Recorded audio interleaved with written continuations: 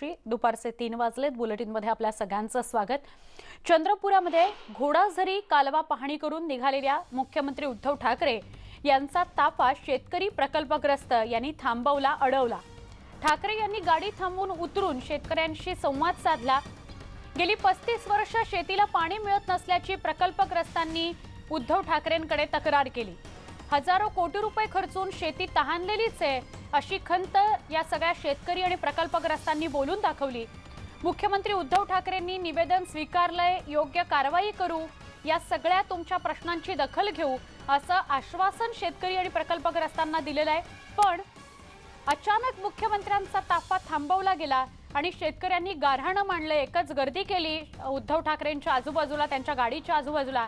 त्यामुळे पोलीस प्रशासनाची मात्र चांगलीच तारांबळ उडाली. ही सगळी दृश्य आपण बघतोय.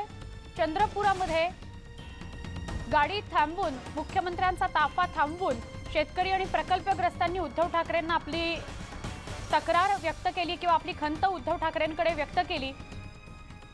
आमचे प्रतिनिधी हैदर शेख यांच्याकडून अधिक माहिती घेऊया. हैदर, कुठे हा ताफा थांबवला गेला उद्धव ठाकरे यांचा आणि काय अपडेट आहे?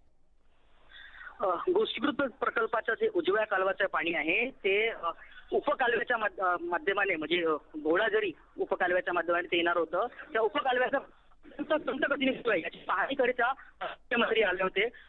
पाहणी केली आणि त्यानंतर जेव्हा वापस निघत होते आणि त्यांचा ताफा गोसीकृत संघर्ष समिती संयोजक गोविंद मेंढाळकर आणि शेतकरी यांनी अडवला.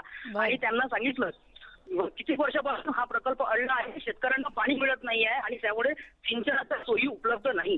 आणि त्यांना हे सांगितलं. त्यानंतर मुख्यमंत्री स्वतः थांबले, त्यांनी निवेदन घेतलं आणि त्यांना आश्वासन दिलं की तातडीने याच्यावर कारवाई करू असं म्हणत त्यांना ते सांगितलं गेलं. नक्की, धन्यवाद हैदर, आपण ही माहिती दिल्याबद्दल. गोसीखुर्द धरण यावेळेला पूर्ण भरलेलं सगळ्या महाराष्ट्राने पाहिलं, पण त्याच्याच बाजूला असलेली काही गावं आणि शेतकरी यांची शेती मात्र तहानलेली राहते आहे. आपण आता थेट जाऊया. मुंबईमध्ये अशोक चव्हाण बोलतायत. काय म्हणतायत अशोक चव्हाण? थेट प्रक्षेपण. अटॉर्नी जनरल यांना सुद्धा पार्टी करण्यात आलेलं आहे, त्यांना सुद्धा नोटीस ही काढण्यात आलेली आहे. त्यामुळे आता मला वाटतं केंद्र सरकारला चांगली संधी उपलब्ध झालेली आहे की त्यांनी या सर्व बाबतीमध्ये पुढाकार घ्यावा आणि मराठा आरक्षणाच्या समर्थनार्थ, केवळ मराठा आरक्षणच नव्हे तर EWS म्हणजे इकॉनॉमिकली वीकर सेक्शन असो, तामिळनाडूचं आरक्षण असो आणि या सगळ्या बाबी ज्या आहेत सध्या न्यायप्रविष्ट, त्या सर्वांच्या बाबतीमध्ये त्या ठिकाणी सकारात्मक भूमिका घेण्यासाठी केंद्र सरकारला ही सुवर्ण संधी आहे असं आमचं मत आहे. म्हणजे केंद्र सरकारच्या 102व्या घटनादुरुस्तीमुळे राज्य सरकारला सामाजिक व शैक्षणिक मागास प्रवर्ग तयार करून आरक्षण देण्याचा अधिकार आहे की नाही असा संभ्रम मधल्या काळात निर्माण झालेला आहे. आतापर्यंत केंद्र सरकारने या बाबतीमध्ये कुठलाही खुलासा किंवा पुढाकार घेतला नव्हता. परंतु मला वाटतं की आता ही संधी त्यांना आलेली आहे आणि सर्वोच्च न्यायालयाने याच्यामध्ये नोटीस काढली असल्यामुळे त्यांना बऱ्याचशा गोष्टीमध्ये स्पष्टीकरण आणि समर्थन या दोन्ही गोष्टी त्यांना सकारात्मक करता येतील. आमच्या केंद्र सरकारकडून ज्या अपेक्षा आहेत त्या म्हणजे केंद्र सरकारने सर्वोच्च न्यायालयाकडे अर्ज करावा. SEBCच्या आरक्षणाची सुनावणी म्हणजे तामिळनाडूकडून 69% आरक्षण व केंद्र सरकारचं 10% आर्थिक मागास प्रवर्गाचं आरक्षण या संदर्भात ज्या याचिका ज्या दाखल झालेल्या आहेत त्या सर्वांच्या प्रकरणामध्ये जे इतरांना स्टे लागू नाही आहे तो मराठा आरक्षणासंदर्भात लावू नये. कारण हे सर्व इथं आपण पाहताय की केवळ मराठा आरक्षणाच्या बाबतीतच स्थगिती आहे, पण EWSच्या बाबतीत असो किंवा तामिळनाडूच्या संदर्भातला असो इथे कुठल्याही प्रकारचं स्थगिती नाही आहे. परंतु ते प्रलंबित असताना सुद्धा त्यांना स्थगिती देण्यात आलेली नाही. त्यामुळे हा विषय त्यांनी घ्यावा आणि ही स्थगिती उठवण्याच्या संदर्भामध्ये जी याचिका त्यांनी दाखल करून त्याच्यामध्ये समर्थन द्यावं आणि त्याचबरोबर आपल्याला कल्पना आहे की 50%च्या वर आरक्षण जी मर्यादा होती 50%च्या वर आरक्षणासंदर्भातली ती इंदिरा साहनी केस जी झाली सुप्रीम कोर्टामध्ये त्या केसचा हवाला देत आरक्षण 50%च्या वर गेल्यामुळे त्याला प्रतिबंध करणारा निर्णय हा इंदिरा साहनीच्या या सगळ्या प्रकरणात झाला होता. आता इंदिरा साहनीचं प्रकरण होऊन जवळपास 30 वर्ष निघून गेलेली आहेत. आमचं म्हणणं एवढंच आहे, आता आजच्या या 30 वर्षानंतर इंदिरा साहनी प्रकरणाच्या निकालाचा पुनर्विचार करण्याची गरज आहे. जे मागे कपिल सिब्बल यांनी सुद्धा सर्वोच्च न्यायालयामध्ये हा विषय घेतला होता की इंदिरा साहनी 30 वर्षापूर्वीचा विषय आहे आणि म्हणून या निकालाचं पुनर्विलोकन व्हावं आणि मराठा आरक्षणासंदर्भातला जो विषय आहे तो विषय इंदिरा साहनीशी निगडीत त्यांनी केलेला असल्यामुळे आमचं म्हणणं एवढंच आहे की इंदिरा साहनीचा निकाल हा 9 मेंबर बेंचनी घेतला होता. आमचं म्हणणं की मराठा आरक्षण सुनावणी सुद्धा 9 किंवा 11 जजेसच्या बेंच समोर जावी अशी प्रामुख्याने आमची मागणी. कारण आता जे बेंच आहे ते 5 जजेसचं बेंच आहे आणि 5 जजेसचा बेंच हे 11 जजेसच्या बेंचचा इंदिरा साहनीचा निर्णय ओव्हररूल करू शकत नाही आणि म्हणून 9 किंवा 11 मेंबर्सचं बेंच त्या ठिकाणी गठीत करून हा विषय सर्व हा त्यांनी तिथे घ्यावा अशा प्रकारची आमची विनंती ही सर्वोच्च न्यायालयामध्ये राहणार आहे. म्हणजे याशिवाय आमची जी अपेक्षा आहे की ज्या पद्धतीने तामिळनाडूमधील आरक्षणाला घटनेच्या 9व्या अनुसूचीमध्ये संरक्षण प्राप्त आहे, 9 शेड्यूलचं त्यांना संरक्षण आहे तामिळनाडूच्या केसमध्ये, त्याच पद्धतीने संविधानिक संरक्षण महाराष्ट्राच्या SC-BC आरक्षणाला देण्यासाठी केंद्राने उपाययोजना केली पाहिजे. म्हणजे केंद्र सरकारकडे आमची विनंती आहे की ज्या पद्धतीने तामिळनाडूला आरक्षणाच्या घटनेच्या 9व्या शेड्यूलमध्ये 9 शेड्यूलमध्ये घातल्यामुळे संरक्षण प्राप्त आहे, तशाच पद्धतीने मराठा आरक्षणाला सुद्धा 9 शेड्यूलमध्ये घालून संरक्षण देण्याच्या बाबतीमध्ये केंद्र सरकारने उपाययोजना करावी अशी अपेक्षा आमची केंद्र सरकारकडून आहे. आणि मला एवढं सांगायचं आहे की जर मराठा आरक्षण टिकलं तर देशातील अनेक राज्यांच्या आरक्षणाचा प्रश्न मार्गी लागेल. हा फक्त आरक्षण मराठा आरक्षणापुरती मर्यादित असं मी म्हणणार नाही. बाकीची आरक्षणं जी आहेत, तामिळनाडू आहेत, EWS आहे, अन्य राज्यांची जी काही आरक्षणं टिकवण्याच्या बाबतीमध्ये जी काही प्रकरणं सर्वोच्च न्यायालयात आहेत अन्य राज्यांची, त्यांना सुद्धा या निर्णयाचा बेनिफिट होईल आणि म्हणून इतर राज्यांच्या बरोबर ही सर्व एकत्रपणे हे सर्व केलं पाहिजे अशी आमची धारणा आहे. त्याचबरोबर भारतीय जनता पक्षाच्या नेत्यांना मला एक विनंती करायची किंवा आव्हान करायचं आहे की त्यांचा जो प्रभाव केंद्रामध्ये आहे ते केंद्र सरकारकडून योग्य पावलं उचलली जातील या अनुषंगाने त्यांनी कसोशीने प्रयत्न करावेत. सर्व राजकीय पक्षांनी ज्याप्रमाणे एकजूट दाखवून राज्याच्या विधिमंडळामध्ये एकजुटीने मराठा आरक्षणाचा कायदा त्या ठिकाणी पारित केला होता, तशाच पद्धतीने आता भाजपच्या नेत्यांना मी विनंती करेन की केंद्र सरकारमध्ये जाऊन आपलं वजन त्यांनी वापरावं आणि ह्या 2-3 विषयाचा मी जो जिकर केला आहे त्याच्यासाठी अटॉर्नी जनरलच्या माध्यमातून केंद्र सरकार म्हणजे केंद्र सरकारची बाजू मांडणार, त्यामुळे त्यांनी ते बाजू व्यवस्थित मांडावी आणि आपल्या एकजुटीचं दर्शन त्यांनी घडवावं अशा प्रकारची मी त्यांना विनंती करणार आहे.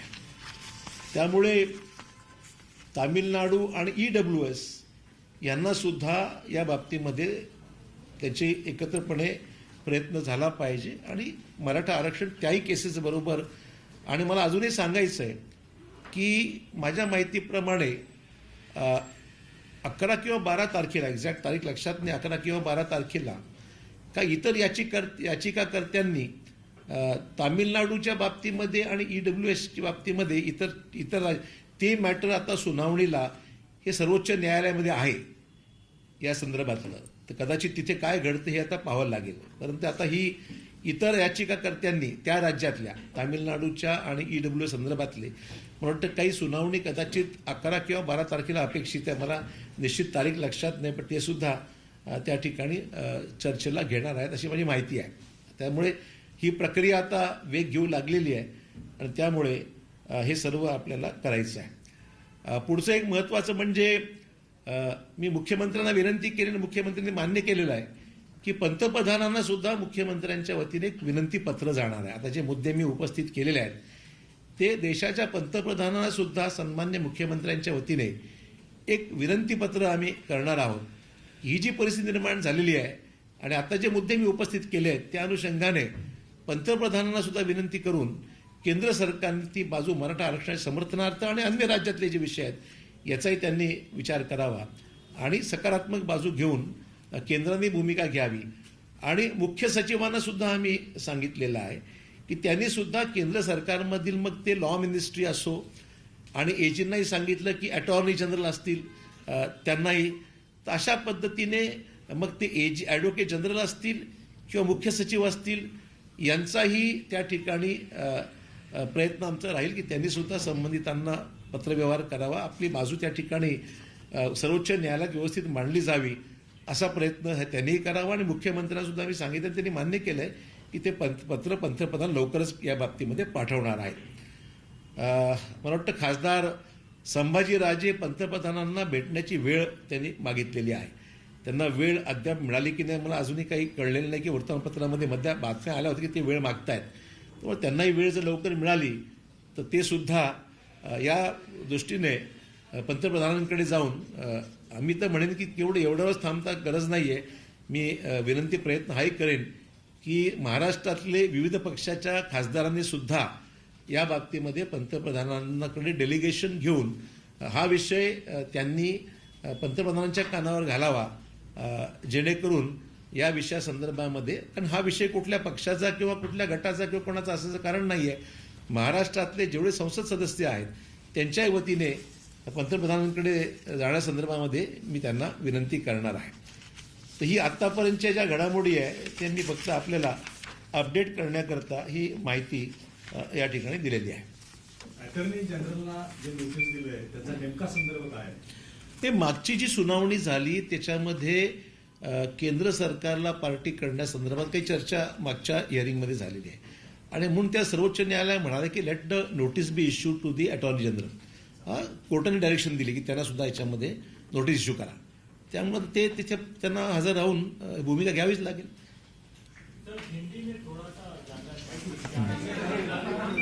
मराठी का तुम्ही बोला. तुमच्या आजच्या पूर्ण प्रयत्न जर रोज पाहिला तर तुम्ही केंद्र सरकारकडे हा सगळा विषय टोलवता असं आहे का?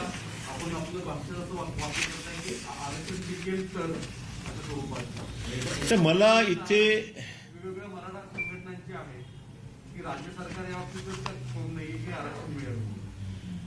नाही, मला एवढंच सांगायचं, कुठेही प्रश्न टोलवण्याचा प्रयत्न किंवा प्रश्नच उद्भवत नाही.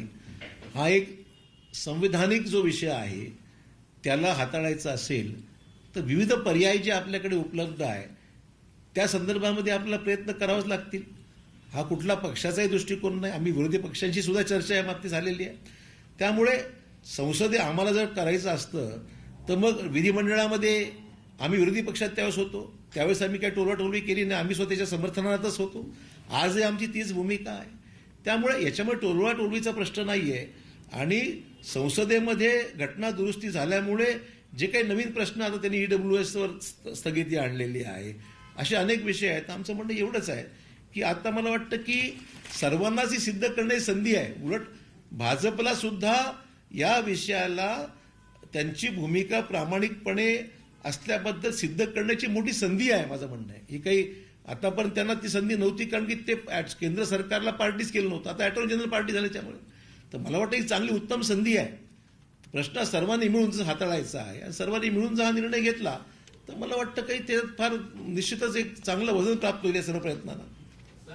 या प्रकरणात सातत्याने सांगितलं जातं की अशोक चव्हाण यांना या समितीच्या अध्यक्षपदावरून हटवावं आणि एकनाथ शिंदे यांच्याकडे ही समितीची जबाबदारी द्यावी. तुम्हाला वाटतं की यामध्ये राजकारणी, कारण काल मुख्यमंत्र्यांनी सुद्धा या संदर्भात सांगितलंय की अशा पद्धतीनं समितीच्या अध्यक्षपदावर पाठवलं. अशोक चव्हाण यांची मुंबईमध्ये पत्रकार परिषद होती. वेगवेगळ्या मुद्द्यांवर ते बोलत होते, पत्रकारांच्या प्रश्नांना उत्तर देत होते. मराठा आरक्षणासंदर्भात सकाळी 11 तारखेला कॉन्फरन्स दिल्लीमध्ये होणार आहे अशी सुद्धा माहिती त्यांनी दिली. इथे एक छोटासा ब्रेक, लगेच भेटणार आहोत अजून काही घडामोडींसह. पहा फक्त न्यूज 18. स्वागत. एक महत्त्वाची बातमी आहे. कंगना रनौत संदर्भातली ही बातमी आहे. कंगनाची चौकशी पूर्ण झालेली आहे. धार्मिक भावना भडकावल्यामुळे चौकशी झालेली होती. तिने जी ट्विट्स केलेली होती त्या ट्विट्सवर आरोप करण्यात आलेले होते. धार्मिक भावना भडकावल्या या ट्विट्समुळे तिनं असा आरोप तिच्यावर करण्यात आलेला होता. वांद्रे पोलीस ठाण्यात जबाब नोंदवून घेतला गेलेला आहे. कंगनाची 2 तास पोलिसांकडून चौकशी झालेली आहे.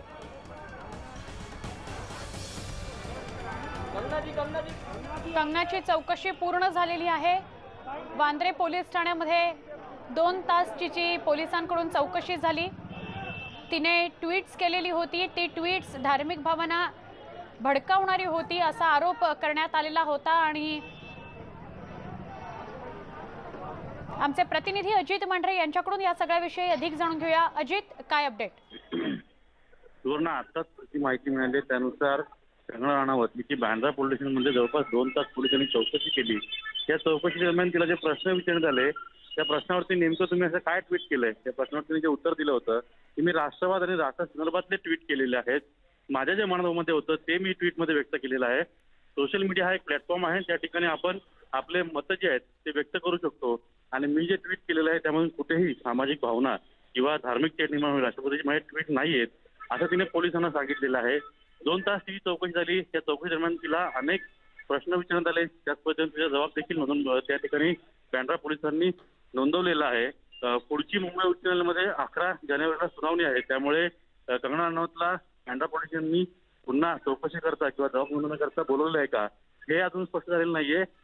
जेव्हा न्यायालयामध्ये सुनावणी पूर्ण होईल तेव्हा हे स्पष्ट होईल की कंगना राणावत जी आहे तिला चौकशी करता पुन्हा बँड्रा पोलिसांनी बोलवतील का. अजित, इथे दृश्यांमध्ये ती एकटीच दिसतेय वांद्रे पोलीस स्टेशन मध्ये आलेली. खूपदा असं होतं की सेलिब्रिटींचं जे ट्विटर हँडल असतं किंवा वेगवेगळ्या प्रकारचा सोशल अकाउंट्स असतात ते त्यांची टीम हँडल करत असते, पण असं कंगनाच्या बाबतीत दिसत नाहीये आत्ता तरी, असं म्हणायचं का? ज्या पद्धतीने तिने ट्विट केले होते किंवा ज्या पद्धतीने ती वारंवार ट्विटवरती एक ट्विटला रिॲक्ट होत होती, ही जी भाषा होती या अनुषंगे अनेकांनी त्याच पद्धतीने बँड्रा पोलिसांनी देखील हेच अनुमान केलेलं आहे की हे जे ट्विट आहे ते ती स्वतः करत होती. जरी तिने ट्विट करण्याकरता तिचा एक ट्विटर हँडल ठेवला असला तरी ते ट्विटर जे आहे तिच्या नावाने असल्यामुळे त्या ठिकाणी जे काही ट्विट केले त्याकरता ती जबाबदार राहणार असेल असं देखील पोलिसांनी स्पष्ट केलं होतं. त्यामुळे ट्विटर हँडल जरी असला तरी जे ट्विट असतील ट्विटमधली भाषा जी आहे त्या संपूर्ण कंटेंटसाठी कंगना राणावत ही जबाबदार असेल असं देखील अर्थात, आणि म्हणूनच तिची चौकशी झाली. अजित, तुर्तास धन्यवाद आपण ही सविस्तर माहिती दिल्याबद्दल.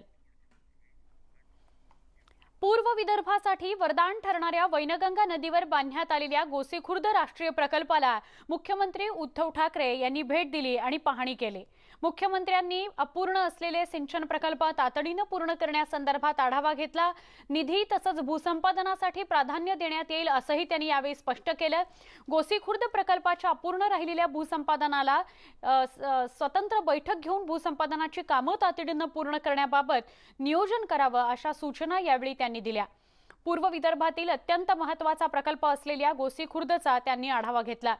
या प्रकल्पामुळे नागपूर, भंडारा आणि चंद्रपूर जिल्ह्याला सिंचनासाठी मोठा लाभ होणार आहे. या प्रकल्पाची एकूण सिंचन क्षमता 2,50,800 हेक्टर इतकी आहे. या प्रकल्पात एकूण जलसाठा 1146.075 दशलक्ष घनमीटर इतका राहणार आहे. त्यापैकी 740.168 उपयुक्त जलसाठा आहे. धरणाचं काम 100% पूर्ण झालेलं आहे. पूर्ण झालेली पण आणि पूर्णत्वाकडे चाललेली पण त्यांची पाहणी करणं, जी पूर्ण झालेत त्यांना काय हवं नको ते विचारणं आणि जी होऊ घातलेली आहेत ती लवकरात लवकर कशी होती त्याच्याकडे लक्ष देणं हा माझा मत. तुझा प्रकल्प कसताना सुद्धा प्रश्न केले आणि राजू पारवींनी मांडला तो प्रश्न तुमच्यासमोर, त्याच्याबद्दल मी त्यांना बोलून घेईन आणि एक 15-20 तारखेच्या आसपास तुम्ही या माझ्याकडे त्याच्यात बरोबर.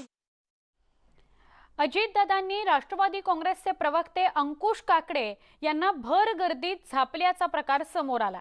पुण्यामध्ये आज काउन्सिल हॉल इथं उपमुख्यमंत्री अजित पवार बैठकी करता आले होते। त्यावेळी गुंठेवारीचा विषय मंजूर केल्यानं काही गावकऱ्यांना घेऊन राष्ट्रवादी काँग्रेसचे कार्यकर्तेही आले होते। यावेळी मात्र अजितदादा चांगलेच संतापले। काम करू की सत्कार स्वीकारू असा दमच अजितदादांनी काकडेंना भरला।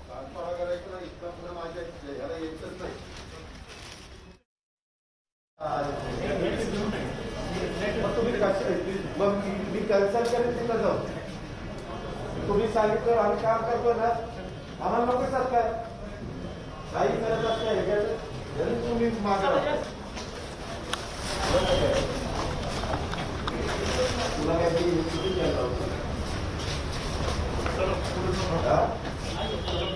कानपाडा करायचं ना, इतका पुढे माझ्या ह्याला यायचंच नाही।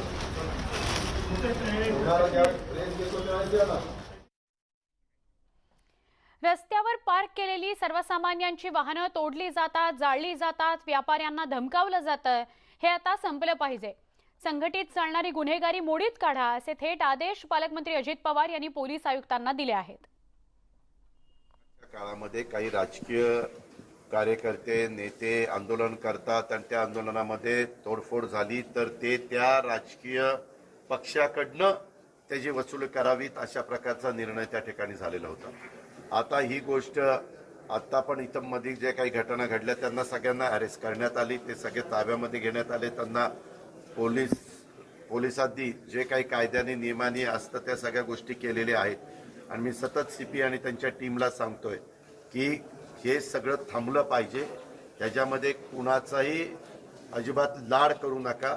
कोण राजकीय व्यक्ती असेल, सत्ताधारी पक्षाशी संबंधित असेल किंवा इथल्या महानगरपालिकेची ज्यांची सत्ता आहे त्यांच्याशी संबंधित असेल, कुणाशी संबंधित असू द्या, त्याचा अजिबात मुलाजा ठेवू नका। चंद्रकांत पाटील यांच्या गावात राष्ट्रवादी काँग्रेस आणि काँग्रेसनं भाजपसोबत युती केली हे अतिशय चुकीचं झालंय। याबाबत चर्चा झाली असल्याचं अजित पवारांनी म्हटलंय। ज्यांच्या विरोधात आम्ही काम करतोय त्याबाबत तिथल्या नेत्यांना योग्य सूचना दिल्या आहेत। त्या युतीचं कोणीही समर्थन करणार नसल्याचं अजित पवार यांनी ठणकावलं। हे चुकीचं झालंय। काल ह्याच्याबद्दलची चर्चा आमची झाली, हे अजिबात बरोबर नाहीये। महाविकास आघाडीमध्ये सगळेजण बरोबर असताना ज्यांच्या विरोधात, आता भारतीय जनता पक्षाच्या विरोधात आम्ही स्थानिक स्वराज्य संस्था लढवल्यात, आता आम्ही एकमेकाच्या विरोधामध्ये त्या ठिकाणी काम करतोय आणि असं असताना तिथं मात्र तशा पद्धतीनं करायचं। काल आमच्या लोकांना स्पष्टपणे ज्या काही सूचना वरिष्ठांनी द्यायला पाहिजे त्या दिल्या, पण जे झालंय ते तिथलं अजिबात त्याचं समर्थन कुणीच करणार। आधी शिवसेनेत असलेले पण नंतर अन्य पक्षांमध्ये गेलेले नाशिकचे दोन बडे नेते या शिवसेनेमध्ये परतले। वसंत गीते आणि सुनील बागुल यांनी आज संजय राऊत यांच्या उपस्थितीत शिवसेनेमध्ये प्रवेश केला। आज संध्याकाळी हे दोन्ही नेते मातोश्रीवर जाऊन मुख्यमंत्री उद्धव ठाकरे यांना सुद्धा भेटणार आहेत। दरम्यान संभाजीनगरच्या प्रस्तावित नामांतराच्या वादावर आज राऊतांनी पुन्हा भाष्य केलं। आम्हाला नामांतर करायचंय, किमान समान कार्यक्रमाचा अर्थ निर्णय घ्यायचेच नाहीत असा नाहीये असं उत्तर त्यांनी काँग्रेसला दिलेलं आहे। विमानतळाचं नाव बदलण्याचं नाही तर त्या विमानतळाला धर्मवीर छत्रपती संभाजी राजे विमानतळ असं नाव द्या असा कॅबिनेटचा प्रस्ताव एकमुखानं मंजूर करून तो आम्ही केंद्राकडे पाठवलेला आहे। आता असं आहे की जे भारतीय जनता पक्षाचे लोक संभाजीनगर शहरासंदर्भात आग्रह धरत आहेत, त्यांनी त्या संभाजीनगरच्या आंतरराष्ट्रीय विमानतळाला जो आम्ही प्रस्ताव पाठवलेला आहे त्याला अद्याप नाव का दिलं जात नाही हा प्रश्न आहे। संभाजीनगर संभाजीनगरच आहे आणि राहणार, त्याच्यामध्ये काय मतभेद नाहीये। काँग्रेसवाले जे विरोध करत आहेत ते मनातून सुद्धा छत्रपती संभाजी राजांचेच भक्त आहेत, ते औरंगजेबाचे भक्त असू शकत नाही। आणि औरंगजेब हे काय सेक्युलर व्यक्तिमत्व नव्हतं, सगळ्यांना माहिती आहे। माझं चांगलं निरीक्षण करतात। मी हेच म्हणतो, माझ्यावरती कोणताही घाव, कोणताही वार आणि कोणताही हल्ला याचा परिणाम होत नाही, हे त्यांचं दुःख आहे, हे त्यांचं वैफल्य आहे। पण प्रवेश केल्यानंतर जे नोटिसा दिल्या जातात, तुम्ही काय सांगाल या बाबतीत? कोणाला नोटीस? ईडीच्या नोटिसा दिल्या जातात शिवसैनिकांना, बीजेपी सोडून। नाही, ठीक आहे ना, नोटिसा येऊ द्या ना। नोटिसा म्हणजे काय? कागद आहे सरकारीनं. महाराष्ट्रात सुद्धा आमचं सरकार आहे, हे विसरू नये. फक्त आम्हाला सुडाचं राजकारण करायचं नाही म्हणून आम्ही गप्प आहोत. पण आम्ही जर आमची तलवार उपसली तर अनेकांना पळता भुई थोडं होईल. म्हणजे जून महिन्यामध्ये या निवडणुका व्हायला हव्या होत्या. तुम्ही 12 जागा विधान परिषदेला रिकाम्या कशा काय ठेवू शकता? आज 10 महिने होत आले. तुम्ही हे घटनेचे मारेकरी म्हणून काम करतोय का घटनात्मक पदावर बसून? तुम्हाला अभ्यास करायला किती वेळ लागतो की जोपर्यंत हे सरकार पाडलं जात नाही आणि माझ्या मनासारखं सरकार येत नाही तोपर्यंत मी राज्यपाल नियुक्त शिफारशी ज्या केलेल्या आहेत त्याच्यावर मी सही करणार नाही किंवा अशा प्रकारचे काही सूचना किंवा आदेश राज्यपालांना आले आहेत काही त्यांनी स्पष्ट केलं पाहिजे, मग आम्ही त्यानुसार लढाई लढू. पण 12 सदस्यांच्या नियुक्त्या न होणं हा विधिमंडळाचा अपमान आहे आणि या महाराष्ट्राच्या 11 कोटी जनतेचा अपमान आहे. हे जर भारतीय जनता पक्षाला वाटत असेल, जर ते महाराष्ट्र जे काही देणं घेणं लागत असतील, जर त्यांच्या घटनेशी काही संबंध असेल तर त्यांनी राज्यपालांना जाऊन सांगायला पाहिजे. राजकीय मतभेद, राजकीय लढाई आम्ही लढू, पण तुम्ही घटनेचा खून करू नका. सातारा जिल्ह्यातील ग्रेड सेपरेटर लोकांकरता कधी खुला होणार याची उत्सुकता सगळ्या सातारकरांना होती. मात्र आज उदयनराजे भोसले यांनी ग्रेड सेपरेटरची पाहणी करत अचानक उद्घाटन सुरू केलं. ग्रेड सेपरेटरचं उद्घाटन राज्याचे मुख्यमंत्री आणि उपमुख्यमंत्री यांच्या हस्ते होणार अशी चर्चा होती, पण उदयनराजे यांनी अभी के अभी असं म्हणत उद्घाटन उरकलं आणि सत्ताधाऱ्यांना धक्का दिला. यावेळी बोलताना ते म्हणाले, धक्के देण्याची मला सवय असून कधी दुसऱ्याला धक्का बसतो तर कधी मला बसतो. आपल्या नेहमीच्या स्टाईलमध्ये आपली कॉलर उडवत मला कोणी शबासकी देऊ अगर न देऊ मी स्वतःला शबासकी देतो आणि ही माझी पद्धत आहे. तर सर्व सुखी. मी फारसं बाकीच्यांचं कोणाचा काय विचार करत. सर्वसामान्यांसाठी हा कधी खुला होणार आहे आणि आज अचानक ते कुठला पिक्चर आहे? अभी तो काय अभी की अभिच जाण्याची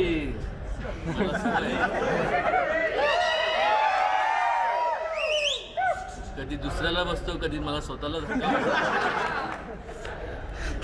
मी म्हणतो ना आपण आदत से मजबूत. मी तरी काय करतो, जुन्या सवय जात नाही तर ती एक सवय. पुढच्या काळात राजकीय धक्का देणार का दुसऱ्यांना? राजकारण मी आजपर्यंत कधी केलं नाही आणि माझ्याकडनं ते जमणारही नाही. मी केलं तर आजपर्यंत फक्त समाजकारण केलं आणि ते सुद्धा लोकांचं हित नजरेसमोर ठेवूनच केलं. छोटी मुलं अशी काही अफलातून गोष्टी करतात याची मोठी माणसं कल्पना सुद्धा करू शकत नाहीत. त्यांची हिंमत, त्यांचं ध्येय जबरदस्त असतं. इतकंच नव्हे तर त्यांच्या आशा आकांक्षा पर्वतासारख्या उंच असतात. त्यांच्या या ध्येय प्राप्तीला सॅल्यूट करण्याकरता न्यूज 18 लोकमत येत आहे एक अनोखा शो घेऊन, ज्याचं नाव आहे बायजूस यंग जीनियस. या बायजूस यंग जीनियसमध्ये संपूर्ण देश मुलांचं कौशल्य पाहणार आहे. मग त्या मुलांचं वय छोटं का असेना, ज्यांचं वय छोटं आहे पण त्यांची झेप मोठी आहे, मग ही मुलं कोणत्याही शहरातली असोत, कोणत्याही महानगरात किंवा कोणत्याही भागातली असू देत, ती आपल्या बुद्धीनं आणि वेगळ्या अंदाजानं जगाला चकित करत असतील.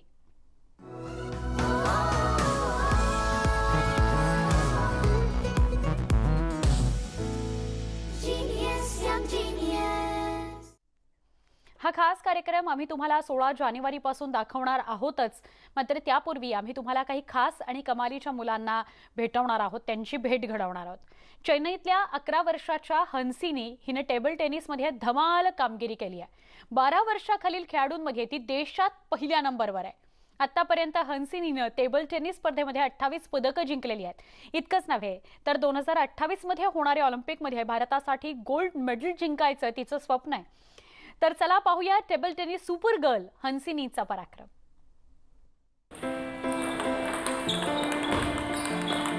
– 2028 के ओलंपिक्स में भारत का सपना पूरा कर सकती है हिरण सी फुर्तीली ये लड़की। ये जब टेबल टेनिस खेलती है तो जैसे बिजली चमकती है और सामने वाले की आंखें चुंदिया जाती हैं। In 2028, I want to become an Olympic medalist.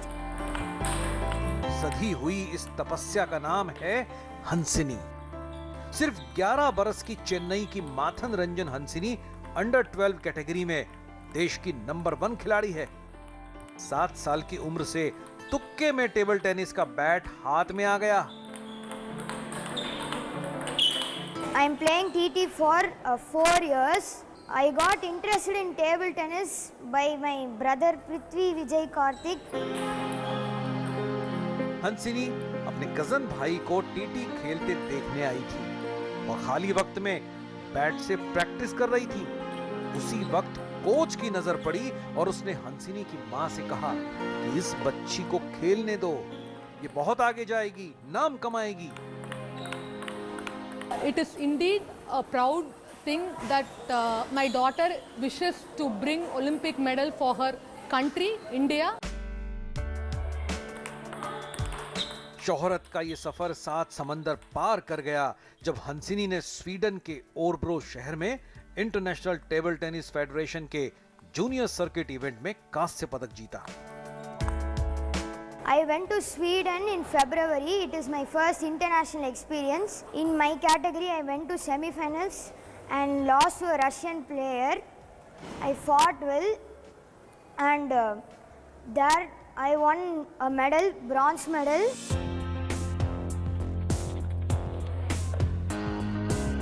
सबकी लाडली हंसिनी को बचपन से खुली छूट मिली। माँ बाप ने पढ़ाई के साथ खेल को बराबरी पर रखा। फिटनेस पर ध्यान रखने के लिए हंसिनी रोज 4 घंटे की प्रैक्टिस के साथ कसरत भी करती है। மயிலப்பூர் ஸ்போர்ட்ஸ் ட்ரஸ்ட் ஒன்று இருக்கு, மயிலப்பூர் கிளப் சார்பாக அவங்க பண்ணுறாங்க. அந்த இதில் டேப் பண்ணி நாங்கள் அவளை வந்து நல்ல டேலண்டட் கேர்ள் அப்படின்னு சொல்லிட்டு நாங்கள்। हंसिनी ने तमिलनाडु के लिए अब तक टेबल टेनिस में 28 पदक जीते हैं। हर पदक की चमक उसके चेहरे की दमक को और बढ़ाती है। इंतजार 2028 ओलंपिक्स का है, जब 19 साल की उम्र में यह लड़की दुनिया के दिग्गजों से भिड़ेगी, जीत के लिए, सम्मान के लिए, देश के नाम के लिए।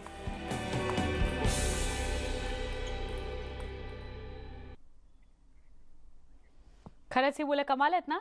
त्यामुळे अशा प्रकारची कितीतरी धैर्यवान, कीर्तिवान, बुद्धिवान मुलं आपल्या आसपास आहेत, हे आपल्याला माहिती सुद्धा नसतं। अशा या बुद्धिवान आणि धैर्यवान मुलांचा अनोखा शो आणि मान्यवरांबरोबरची जुगलबंदी आपण न्यूज 18 लोकमतवर 16 जानेवारीपासून पाहू शकणार आहोत। बायजूस यंग जीनियस न्यूज 18 लोकमतवर शो असेल दर शनिवारी संध्याकाळी 7:30 वाजता आणि दर रविवारी सकाळी 11:30 वाजता। ही सगळ्यात मोठी बातमी आहे 26/11 हल्ल्याचा मास्टरमाइंड ज्याला शिक्षा झालेली आहे। मुंबईतल्या 26/11च्या हल्ल्यातील मास्टरमाइंड जाकीर उर रहमान लखवी याला 15 वर्षांची शिक्षा झाली आहे। पाकिस्तान कोर्टाने ही शिक्षा सुनावलेली आहे। लखवीला 15 वर्षांच्या तुरुंगवासाची शिक्षा ठोठावण्यात आलेली आहे। अखेर 26/11च्या मास्टरमाइंडवर कारवाई झालेली आहे। पाकिस्तान कोर्टाचा हा महत्त्वाचा निर्णय समोर येतोय। नेटवर्क 18 चे वरिष्ठ प्रतिनिधी शालिंदर वांगू आपल्या सोबत दूरध्वनीवरून संपर्कात आहेत। त्यांच्याकडून आपण अधिक माहिती घेणार आहोत। शालिंदर जी, क्या ताजा जानकारी? देखिए, बता दें, इस पूरे मामले में हमने देखा है कि पिछले दिनों जब से FATF की मीटिंग नजदीक आती जा रही है, फरवरी में मीटिंग होने वाली है, बन सकता है और ऑलरेडी ग्रे लिस्ट में पाकिस्तान है। इस बीच हमने देखा कि पिछले हफ्तों में पहले हाफिज सईद के खिलाफ सेंटेंसिंग हुई है टेरर फाइनेंसिंग वाले मामले में। मसूद अजहर जो दूसरा जैश का जो मुखिया है, और साथ ही साथ आज जकीर रहमान लखवी की 15 साल की सजा। ये कहीं ना कहीं इस तरफ इशारा है कि पाकिस्तान डेस्परेट है ऐसे कार्रवाई करने के लिए, ताकि वो दुनिया को दिखा सके कि वो सीरियस है आतंकवाद के लिए। लेकिन हालांकि ये तमाम मामले जो हैं ये सिर्फ टेरर फाइनेंसिंग के हैं। मुंबई से जुड़ा इसमें कोई मामला नहीं है। मुंबई अटैक को लेकर हालांकि लखवी का भी नाम सामने है, हाफिज सईद का भी नाम सामने है, और ये यूएन डेजिग्नेटेड एंटिटीज हैं। तो जाहिर तौर पर इनके खिलाफ कार्रवाई तो की जा रही है, लेकिन ये सिर्फ दिखावे की कार्रवाई है, क्योंकि भारत सरकार बार बार कह चुकी है कि पाकिस्तान के पास पर्याप्त सबूत हैं कि वो 26/11 मुंबई हमलों में इनके खिलाफ कार्रवाई करे। लेकिन पाकिस्तान सिर्फ दिखावे की कार्रवाई करना चाहता है। और हमने ये भी देखा है कि हाफिज सईद को जब सेंटेंसिंग हुई थी, उसके बाद वो कॉन्वॉय में, आर्मी के कॉन्वॉय में बाहर निकला था, ISI की प्रोटेक्शन में बाहर निकला था। तो जाहिर तौर पर ये सिर्फ दिखावे की कार्रवाई है, इससे ज्यादा मतलब नहीं निकाला जाना चाहिए। हालांकि आज विदेश मंत्रालय की वार्ता भी है, तो माना जा रहा है कि इस पर आज भारत की तरफ से रिएक्शन भी आएगा। लेकिन देखना ये होगा कि पाकिस्तान कितना संजीदा है, और ये सिर्फ दिखावे की कार्रवाई। आपको ये भी याद दिला दें कि भारत अब यूएन सिक्योरिटी काउंसिल में 2 सालों के लिए नॉन परमानेंट मेंबर भी बन चुका है, तो उसमें भी भारत ने साफ कर दिया था कि आतंकवाद से जुड़े मुद्दे भारत उठाता रहेगा। लेकिन ये आज की जो कार्रवाई है, ये मात्र एक दिखावे की कार्रवाई लगती है। जी, शालिंदर जी, शुक्रिया इस पूरी जानकारी के लिए। जसं आमचे प्रतिनिधी शालिंदर वांगू सांगत होते की फक्त दाखवण्यापुरती कारवाई पाकिस्तानकडून केली जाते आहे, त्यामुळे वारंवार दहशतवादाशी निगडीत असलेले मुद्दे भारत लावून धरत राहणार आहे। नाशिकमध्ये केंद्रीय मंत्री रामदास आठवले यांनी पत्रकार परिषद घेतली। यावेळी त्यांनी अनेक विषयांना हात घातला, तर देशातल्या विविध गोष्टींवर बोलत असताना त्यांनी अमेरिकेत झालेल्या गोंधळावरही भाष्य केलं। सध्या अमेरिकेत ट्रम्प यांच्या समर्थनार्थ अनेक आंदोलनं आणि मोर्चे सुरू आहेत। दरम्यान काल ट्रम्प यांच्या रिपब्लिकनच्या कार्यकर्त्यांनी घातलेल्या गोंधळाबाबतही आठवलेंनी भाष्य केलं। अमेरिकेमध्ये ट्रम्प जे आहेत ते हरलेले असताना सुद्धा त्यांना मतं मिळालेली आहेत, पण बहुमत त्यांना मिळालं नाही। त्यामुळं त्याने आपला पराभव मान्य करणं अत्यंत आवश्यक आहे। आणि जो काय प्रकार घडलेला आहे, कायदा हातात घेण्याचा प्रकार घडलेला आहे, हा निंदनीय आहे। हा रिपब्लिकन पक्षाचा तर अपमान आहेच आहे, पण अमेरिकेचा अपमान आहे आणि लोकशाहीचा अपमान आहे। आणि म्हणून आम्ही याबद्दल आमची नाराजी व्यक्त करतो। आणि ट्रम्प यांनी, मला असं वाटतं की बायडेन यांना सहकार्य करणं अत्यंत आवश्यक आहे। आणि त्यांना क्लिअर मेजॉरिटी आता मिळालेली आहे, आणि म्हणून त्यांनी आपला पराभव मान्य करावा। आणि त्यांचा आता 20 जानेवारीला त्यांचा शपथविधी होणार आहे, त्याला त्यांनी पूर्णपणे सहकार्य करावं। पुन्हा तिथे हिंसाचार वाढू नये अशा पद्धतीची आमची अपेक्षा आहे। इथे एक छोटासा ब्रेक, लगेच भेटतोय। पहा फक्त न्यूज 18 लोक। बातमी, पुण्यामध्ये जोरदार पावसाला सुरुवात झालेली आहे। अचानक आलेल्या पावसानं पुणेकरांची त्रिधा तिरपीट उडाली आहे। अनेक शहरांमध्ये हलक्या सरी मागच्या 2 दिवसांमध्ये पडतच होत्या, मात्र पुण्यामध्ये चक्क मुसळधार पाऊस पडतोय, त्यामुळे अनेक नागरिकांची त्रिधा तिरपीट उडाली। हा थंडीचा महिना सुरू आहे का पावसाळ्याचा हेच कळत नाहीये। जोरदार पाऊस पुण्यामध्ये बरसतो आहे। राज्यात अनेक ठिकाणी पावसाच्या हलक्या सरी बघायला मिळतात। दरम्यान मुंबईमध्ये गेल्या 2 दिवसांपासून आपल्या सगळ्यांनाही जाणवत आहे ढगाळ वातावरण आपण बघतो आहोत। काल मुंबईत पावसाचा शिडकावा सुद्धा झाला। मुंबईत ढगाळ वातावरणासोबत दाट धुकंही बघायला मिळालं। अरबी समुद्रात निर्माण झालेल्या कमी दाबाच्या पट्ट्यामुळे हा परिणाम मुंबईमध्ये जाणवतो आहे। याविषयी आढावा घेतला आमचे प्रतिनिधी प्रफुल्ल साळुंखे यांनी। मुंबईमध्ये गेल्या 2 दिवसापासून ढगाळ वातावरण आपल्याला पाहायला मिळतं आहे, आणि आज त्याची तीव्रता आणखी जास्त जी आहे ती दिसते आहे। कारण काल जर पाहिलं तर मुंबईतल्या काही भागांमध्ये तुरळक पावसाच्या सरी देखील पडल्या होत्या, आणि आज सकाळपासून ढगाळ वातावरण आणि त्याचबरोबर ज्याला आपण दाट धुकं जे आहे ते मुंबईतल्या सर्वत्र ज्या भागात आहे त्या पसरलेलं आपल्याला पाहायला मिळतं। विजिबिलिटी म्हणजे जे दृश्य प्रणाली जी आहे, दृश्य विजिबिलिटी ज्याला आपण म्हणतो, ती अत्यंत कमी झाल्याची मुंबईत पाहायला मिळते। आणि विशेषतः समुद्रकिनारी अत्यंत जवळच्या इमारती देखील या ठिकाणी दिसत नाही। आपण दादर चौपाटीवरनं हे दृश्य पाहू शकतो की ज्याला आपण वरळी श्रीलिंग जो आहे तो सुद्धा आपल्याला या ठिकाणी पाहता येत नाही, आणि जवळच्या इमारती देखील दिसत नाही। आपण मुंबईकरांना काय हे बदललेल्या वातावरणाविषयी वाटतं, आपण त्यांच्याशी जाणून घेऊ। काय परिस्थिती सध्या 2 दिवसापासून मुंबईत आहे? इथे 2-3 दिवसापासून बघतो आम्ही खूप फॉग जमलेले आहे, आणि मी इथेच कामाला येतो, तर आम्ही रोज येतो, पण एवढा फॉग मी कधी बघितला नाही। म्हणजे वातावरण इथे नेहमी चांगलंच असतो, पण आता हे 2-3 दिवसापासून खूप फॉग आहे, आणि एवढं मी कधी बघितलं नाही। पावसाचं जे वातावरण आहे त्यामुळे ज्याला आपण सर्दी आणि खोकला ह्याचं प्रमाण देखील मुंबईत काहीसं वाढलेलं आपल्याला पाहायला मिळतं। प्रियदर्श विनायक प्रफुल्ल साळुंखे, न्यूज 18 लोकमत, दादर, मुंबई। श्रीनगरमध्ये गेल्या काही दिवसांपासून मोठ्या प्रमाणात बर्फवृष्टी होते आहे, त्यामुळे जनजीवन काही प्रमाणात विस्कळीत झालंय। पण या ठिकाणी पर्यटकांमध्ये मात्र आनंदाचं आणि उत्साहाचं वातावरण आहे। कालच श्रीनगर विमानतळ सुरू करण्यात आलेलं आहे। बर्फवृष्टीमुळे गेल्या 4 महिन्यांपासून विमानतळ बंद ठेवण्यात आलेलं होतं।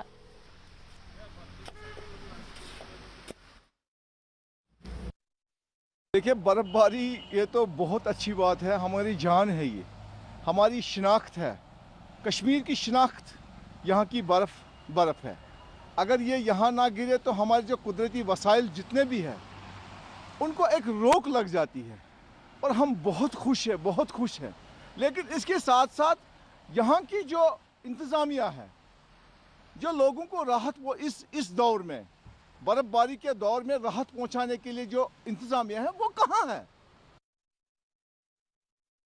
पहले तो जो ये कश्मीर का इसमें ना टूरिज़्म का बहुत बड़ा हाथ है। इससे हमारी ग्रोथ हो सकती है, फ़ायदे इसमें मज़ा आ रहा है, एंजॉयमेंट हो रही है, हमारी बहुत सारी चीज़ें हो रही है इसमें। मगर इसमें हमारे डिसएडवांटेजेस भी है, जैसे कि ट्रैफिक स्लो हो रहा है, काम ठप हो रहा है। या सगळ्या घडामोडींसह बुलेटिनमध्ये इथेच थांबतोय। ताज्या बातम्यांसाठी पहा फक्त न्यूज 18 लोकमत।